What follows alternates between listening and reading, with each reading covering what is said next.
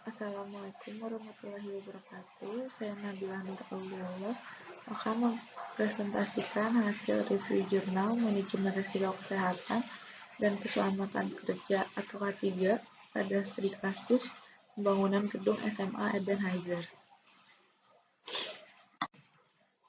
Berikut ada 4 pokok bahasan, yaitu yang pertama latar belakang, lalu metode, lalu tujuan, dan terakhir hasil analisis.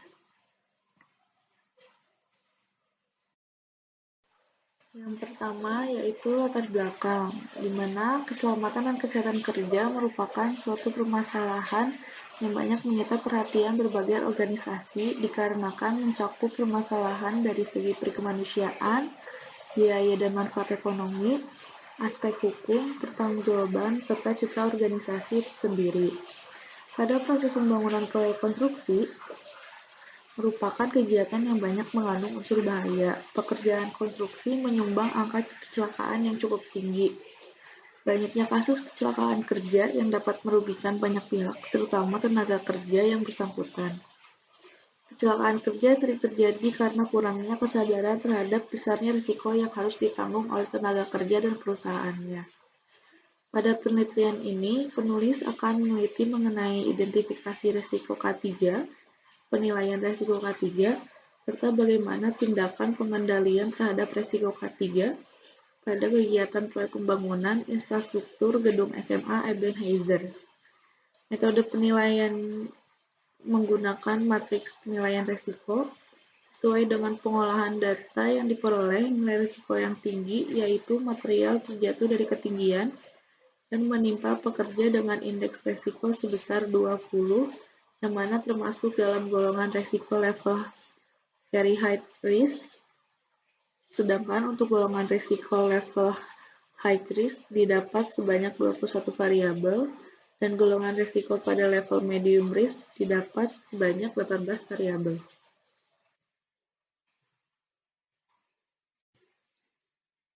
Lalu selanjutnya ada metode. Berdasarkan latar belakang penelitian, penyelesaian masalah dilakukan menggunakan pendekatan metode risk assessment atau penilaian risiko. Penilaian dilakukan dengan pencarian literatur melalui jurnal nasional, penelitian terdahulu, internet, dan buku mengenai teori-teori yang berhubungan dengan masalah yang dikaji.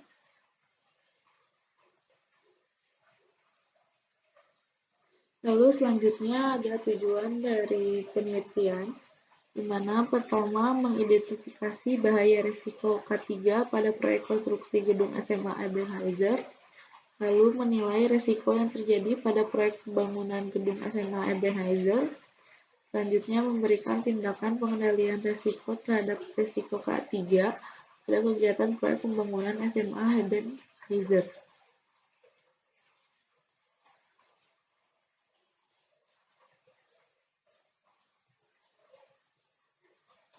Selanjutnya, ini merupakan alur metode penelitian yang dilakukan oleh penulis, dari mulai penyusunan kerangka penelitian, studi pustaka, menentukan sampel,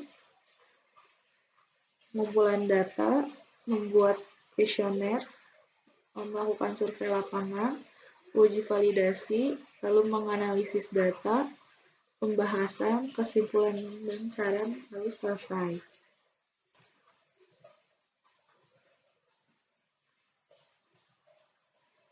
Dalam menganalisis variabel-variabel risiko K3, penulis mengidentifikasi kondisi-kondisi ketidakpastian yang menimbulkan risiko, sumber risiko, serta pengaruhnya dengan mengadakan studi literatur.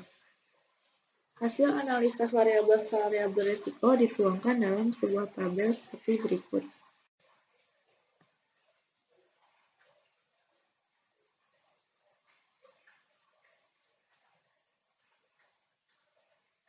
Berikut terdapat kegiatan apa saja yang dilakukan pada proyek pembangunan SMA Ebenezer.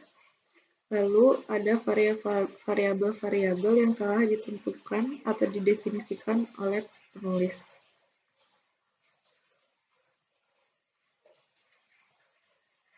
Lalu selanjutnya proses pengumpulan data, di mana pada proses pengumpulan data penulis menggunakan dua jenis data, yaitu data primer dan data sekunder. Data primer didapat dari penyebaran kuesioner tentang penilaian atau persepsi mengenai manajemen risiko K3 pada pekerjaan pembangunan gedung, sedangkan data sekunder didapat dari pihak manajemen pengelola atau kontraktor dan literatur seperti buku, internet, dan lain-lain. Lalu tahap selanjutnya yaitu menganalisis hasil dari kumpulan data sebelumnya. Setelah proses identifikasi dan pengumpulan data selesai, maka selanjutnya resiko diformulasikan sebagai fungsi dari kemungkinan yang terjadi atau disebut likelihood dan dampak negatif atau disebut impact, di mana pada tahap ini setiap variabel dihitung indeks resikonya dengan rumus probabilitas likelihood dikali dampak atau impact. Untuk menentukan nilai probabilitas atau likelihood dan dampak atau impact ini, penulis merumuskan seperti rumus yang ada berikut.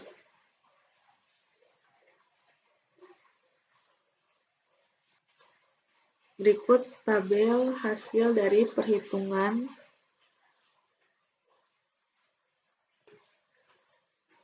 indeks risiko pada setiap variabelnya. Setelah didapat nilai-nilai risiko pada setiap variabelnya, maka langkah selanjutnya yaitu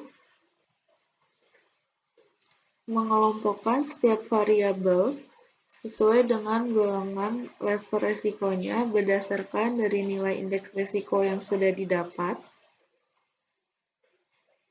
Lalu penggolongan risiko berdasarkan matriks risiko pada tabel berikut, di mana jika risiko yang memiliki nilai 9, 6,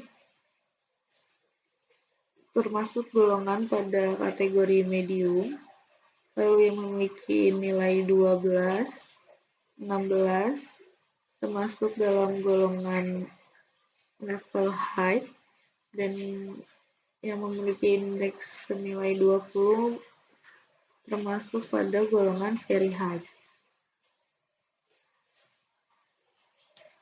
Kesimpulannya, berdasarkan hasil dari analisis resiko K3 pada pembangunan gedung SMA Ebenezer, yaitu yang pertama, didapatkan suatu variabel yang memiliki level resiko yang sangat tinggi atau very high risk, yaitu pada variabel material terjatuh dari ketinggian dan menimpa pekerja. Lalu yang kedua, terdapat 21 variabel memiliki level resiko tinggi atau high risk dan 18 variabel memiliki level sedang atau medium risk.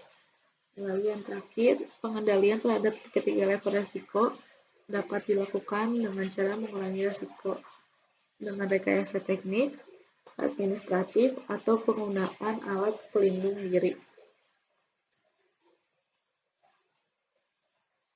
Lalu saran yang diberikan oleh penulis itu mana merupakan perusahaan lebih memperhatikan penerapan K3 bagi para pekerja sehingga dapat mengurangi timbulnya risiko dengan level yang sangat tinggi. Lalu melakukan pemeriksaan secara rutin terhadap pekerja, alat, dan segala sesuatu yang menyangkut dengan K3. Dan yang terakhir, pekerja wajib mengikuti setiap instruksi atau aturan yang telah ditetapkan oleh pihak manajemen sehingga target zero accidents dapat tercapai. Sekian presentasi dari saya. Mohon maaf bila banyak kekurangan. Wassalamualaikum warahmatullahi wabarakatuh.